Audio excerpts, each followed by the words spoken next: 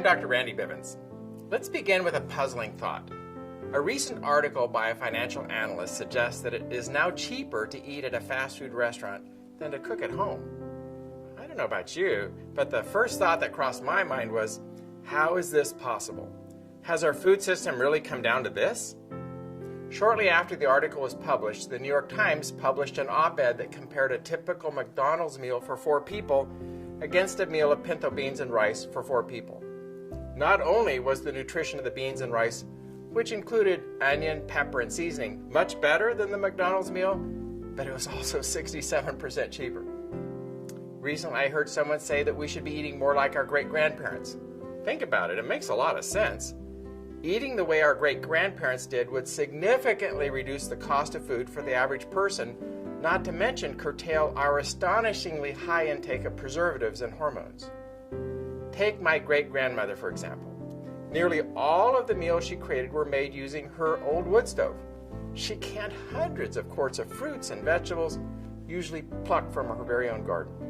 Not only that, she and my great-grandfather could probably count on their hands the number of times that they dined at restaurants each year. She and my great-grandfather would eat a huge breakfast, a large lunch, and a fairly small meal in the late afternoon.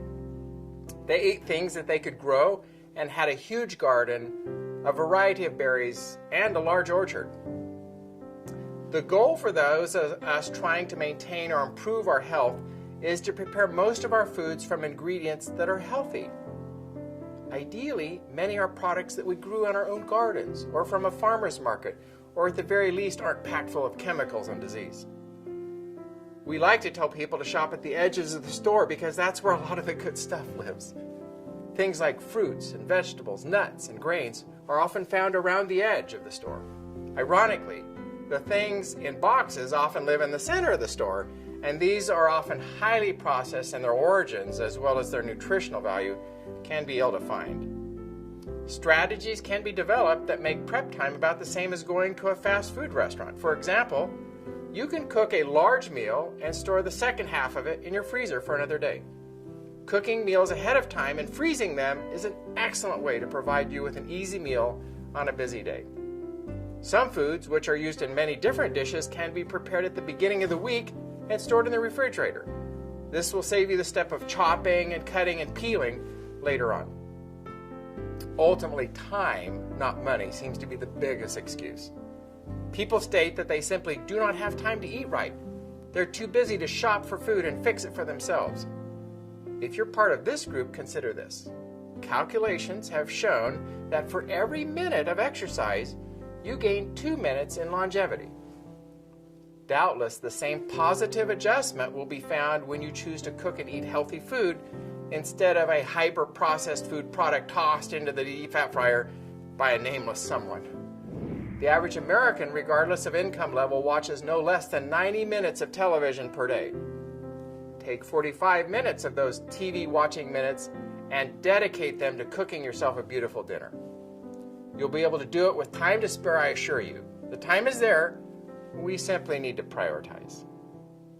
Here are some simple rules for eating healthy and living longer. Eat a large breakfast.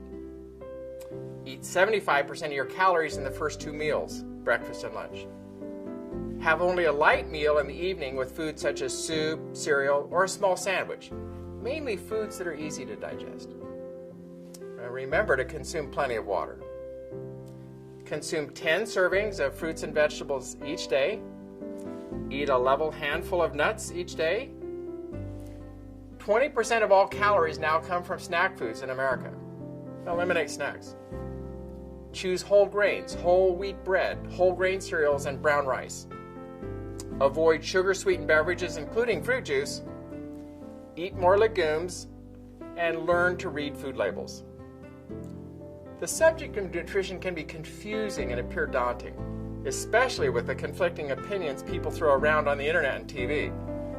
This program is designed to be simple and easy to follow, given your dedication to bettering your life. It is our desire to live longer and feel better about ourselves. Remember that good nutrition is one of the best ways to get there, and you can get there.